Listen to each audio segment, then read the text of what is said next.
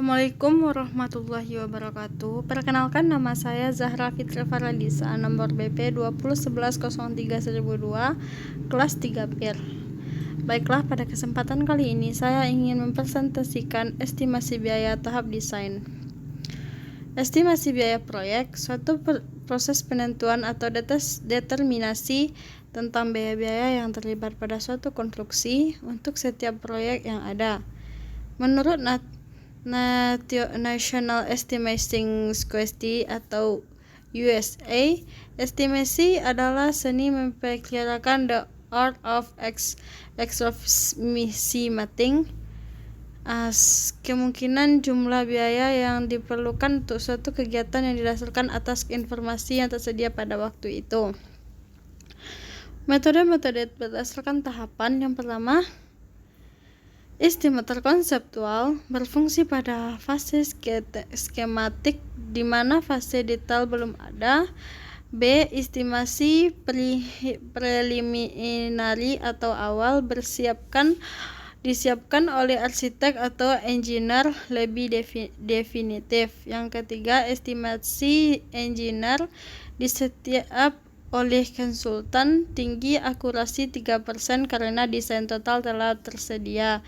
Yang keempat, estimasi penawaran dibuat oleh kontraktor mencakup total biaya proyek ditambah dengan marpe untuk keuntungan perusahaan. Tujuan utama dari estimasi untuk mengidentifikasi kebutuhan sumber daya, biaya dan durasi, dan hasil dari estimasi biaya biasa juga disebut dengan RAB, rencana anggaran biaya atau proposal biaya. Estimator. Peran estimator adalah kunci dari suatu pekerjaan atau proyek yang mengendalikan biaya. Seperti bagian berikut ini. Tahap RAB Engineering Design. Pada dasarnya, penyusunan RAB terdiri dari 3 bagian pokok materi. Pertama, membaca gambar rencana atau tahap desain. Yang kedua, membuat daftar uraian pekerjaan secara berurutan. Yang kedua, menghitung volume tiap-tiap pekerjaan, membuat HSP. Yang ketiga, membuat RAB volume, harga satuan pekerjaan, membuat rekapitulasi total atau engineer estimate. Gambar rencana seperti bagian berikut ini. Yang harus dikuasai cost engineer adalah pengetahuan tentang tahap-tahap pembangunan, variabel-variabel yang mempengaruhi estimasi biaya proyek. Yang pertama, cuaca, transportasi, kondisi tanah, jumlah tenaga kerja, penyediaan peralatan, dan keterbatasan subkontraktor. Hal-hal yang dipersiapkan. Yang pertama, daftar harga satuan bahan, daftar harga satuan upah, daftar sewa alat, data-data inflasi, tabel baja, daftar besi baja polos dan ulir. Hal-hal yang harus dikuasai oleh seorang estimator. Yang pertama, dapat membaca dan memperkirakan rencana-rencana. Yang kedua, mengetahui pengetahuan matematika untuk volume. Yang ketiga, mengetahui pengetahuan matematika untuk biaya material. Yang keempat, dapat memvisualisasikan suatu gambar kerja serta dapat memberikan solusi untuk beberapa masalah. Yang kelima, mempunyai pengalaman kerja pada bidang konstruksi sehingga dapat menggambarkan proyek yang sesungguhnya di pikirannya dan dituangkan di kertas dalam bentuk estimasi. Selanjutnya, mengetahui tentang kinerja tenaga kerja dan operasional. Selanjutnya, mengetahui pengetahuan tentang harga-harga dan berkaitan dengan proyek. Selanjutnya, mempunyai kemampuan mengoperasikan komputer baik software dan hardware, dan mempunyai kemampuan untuk mengetahui tingkat waktu penawaran. Aturan dasar dalam metode pengukuran. Yang pertama, pengukuran harus dilakukan sesuai dengan yang tertera pada gambar kerja. Maksudnya adalah untuk mengukur semua bagian yang terlihat pada gambar secara tepat. Yang kedua, dapat melakukan pengukuran atau take off. Semua yang terlihat pada gambar harus dihitung. Yang ketiga, perhitungan harus dilakukan pada setiap jenis pekerjaan yang masing-masing termasuk material, pekerja, peralatan, dan biaya lainnya. Yang keempat, dalam melakukan pendimensian harus dilakukan dalam ukuran panjang, lebar, tinggi, dan tinggi. Yang kelima, seluruh pekerjaan harus dihitung dengan memberikan toleransi. Misalnya, pertama, ukuran panjang dihitung sampai 1 cm terdekat. Yang kedua, luas dihitung sampai 0,01 mm. 6. Jenis pekerjaan yang sama namun dikerjakan dalam kondisi dan sifat yang berbeda harus dihitung secara terpisah. Penentuan tambahan atau tunjangan untuk sisa-sisa atau buangan harus dilakukan pada setiap bagian yang memerlukan dan bukan pada saat akhir estimasi ini karena sifat material, peralatan yang digunakan, prosedur manajemen. Prinsip satuan. Satuan berperan penting dalam perhitungan volume pekerjaan pada proses quantity take-off. Secara umum, prinsip satuan pertama, pekerjaan yang tergolong besar mempunyai volume dan tebal hendaknya dihitung dalam satuan kubik atau volume. Pekerjaan permukaan yang tergolong dangkal dan tipis dihitung dengan satuan persegi atau luas. Pekerjaan pada bagian yang panjang dan tipis dapat dihitung dengan satuan lari. Pekerjaan sebagian tertentu dihitung dalam bentuk satuan. Volume pekerjaan merupakan jumlah volume bagian pekerjaan dalam suatu kesatuan yang biasa disebut pula kubikasi pekerjaan, dan perhitungan dilakukan berdasarkan gambar. Metode perhitungan volume pekerjaan. Yang pertama, metode dinding terpisah. Metode ini pengukuran dilakukan dengan cara penggunaan panjang eksternal dinding satu arah, dinding arah panjang secara out to out, dan panjang bagian dan dinding pendek pada tegak lurusnya secara in to in. 2. Metode garis sumbu central line metode ini pengukurannya dilakukan dengan cara pengukuran panjang total garis as balik pada arah panjang maupun pendek yang mempunyai tipe pondasi yang sama. Penyusunan RAB. Yang pertama, RAB rencana anggaran biaya merupakan jumlah dari masing-masing hasil peralihan volume dengan harga satuan pekerja. Kedua, harga satuan pekerja adalah jumlah harga bahan dan upah tenaga kerja berdasarkan perhitungan analisis. Yang ketiga, sebelum mendapatkan harga satuan pekerjaan, terlebih dahulu dilakukan analisa bahan dan analisa upah. Yang keempat, secara skematis kedudukan harga satuan bahan, harga satuan upah, dan harga satuan pekerjaan dapat dilihat sebagai berikut. Mengapa perlu dihitung? Untuk menekankan biaya sehingga lebih efisien dan teratur sesuai dengan keinginan pemilik dalam membangun. Beberapa keuntungan yang apabila terlebih dahulu kita menghitung biaya proyek adalah: jenis pekerjaan apa saja yang akan dilakukan untuk diadakan, volume macam-macam bahan yang akan dibutuhkan dalam membuat proyek dapat diketahui. Yang ketiga, jumlah biaya yang diperlukan untuk membuat proyek tersebut dapat diperkirakan sehingga perputaran keuangan dapat diulur. Pekerjaan-pekerjaan apa saja yang sudah ataupun belum selesai dikerjakan dapat dikontrol atau untuk tahap pelaksanaan. Pemilik dapat terbantu dalam bernegosiasi tentang harga penawaran kontraktor atau pihak kedua sehingga tidak akan merugikan pemilik sebagai pihak pertama. Tahap penyusun RAB. Penyusun daftar uraian pekerjaan. Untuk menyusun uraian pekerjaan, estimator terlebih dahulu membaca dan mengusik gambar rencana dan rencana kerja syarat-syarat LKS. Menyusun WBS. Daftar ini dapat menjadi acuan sehingga memudahkan menghitung volume biaya dan pengontrolan. Work breakdown struktur.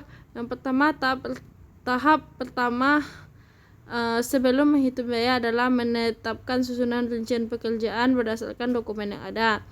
Yang kedua, susunan rincian pekerjaan dirumuskan melalui hierarki dari jenis proyek tersebut.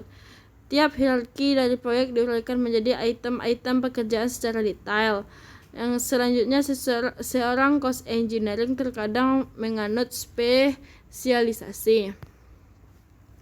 Struktur hierarki data biaya seperti bagian berikut ini. Level-levelnya dimulai dari biaya total, analisis disederhanakan, analisis yang dijabarkan, faktor kuantitis, pekerjaan pengukuran, komponen analisis, upah keseluruhan untuk diburu, upah dasar buruh, bagan pembangunan gedung perpustakaan seperti bagan berikut ini. Struktur gedung A lantai 2 sampai lantai 5. Balok BBS bangunan gedung seperti gambar bagian berikut ini. BBS fondasi gedung terdiri dari fondasi langsung, fondasi tiang panjang, fondasi tiang bor, fondasi tiang panjang terdiri dari pengadangan tiang pancang, pemancangan tiang. Struktur bawah seperti BBS struktur bawah seperti bagian berikut ini.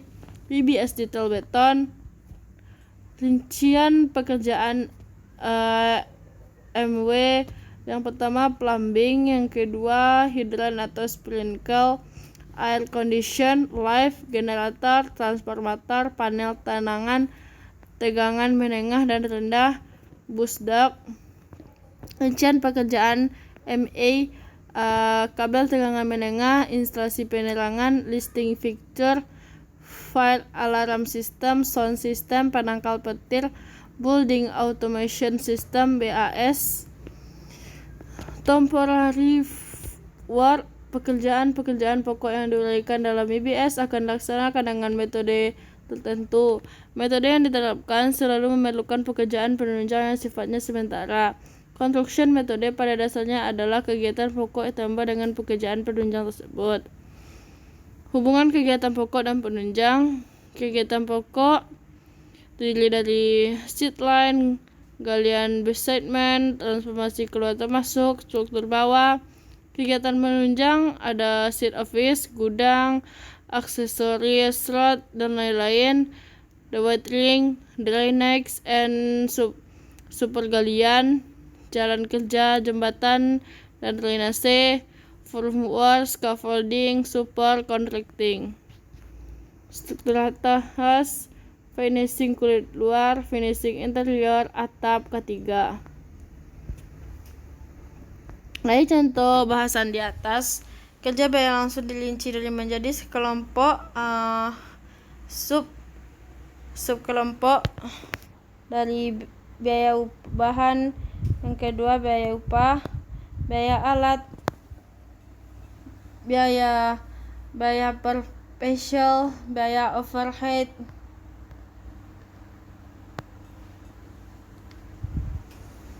Untuk keperluan tindakan dari manajemen diperlukan kode jenis dari tiap subkelompok. Yang pertama kode subkelompok bahan, semen, pasir, batu pecah, beton, dan seterusnya. Kode subkelompok upah.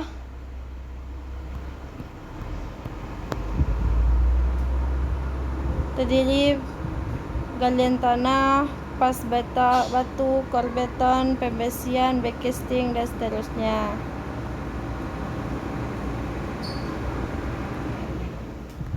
Kode subkelompok alat. Kode subkelompok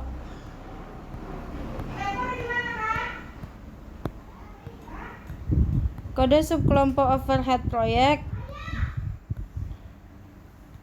Analisa harga satuan pekerjaan, rancangan anggaran biaya. Analisa harga suatu pekerjaan terdiri dari analisa BOW SNI 2002. Metode BOW ialah suatu ketentuan dan ketetapan umumnya diterapkan oleh Dearborn pada tanggal 28 Februari 1921, nomor 5372A pada zaman pemerintahan Belanda.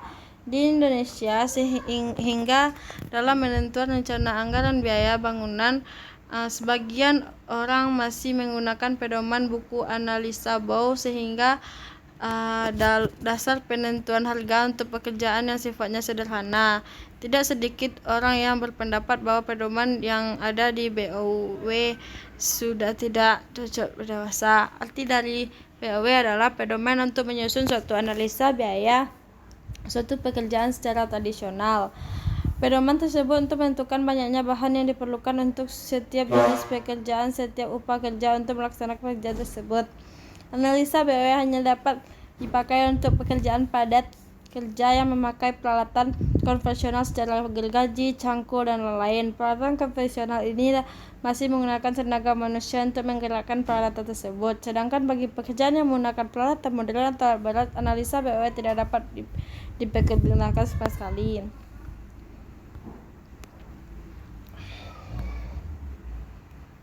Analisa BOW.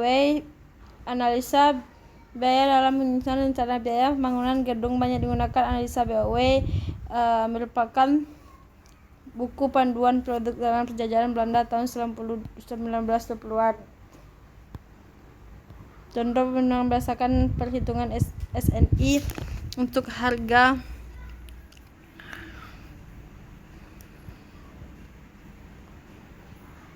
tahap pertama pembuatan RAB. Contoh kedua, buat daftar uraian pekerjaan yang di breakdown dari gambar rencana, menghitung volume menurut gambar desain, membuat daftar harga bahan, upah, dan alat, di dalamnya termasuk keuntungan kontraktor, inflasi, dan PPh atau untuk upah. Membuat daftar harga bahan, upah, dan alat.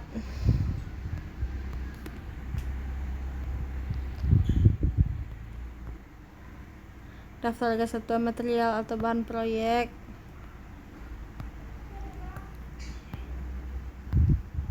Daftar analisa harga satuan proyek ABC. Daftar rincian anggaran biaya proyek ABC. Daftar kapasitas proyek ABC. Baiklah, sekian presentasi dari saya. Kurang lebih saya mohon maaf. Saya akhiri. Assalamualaikum.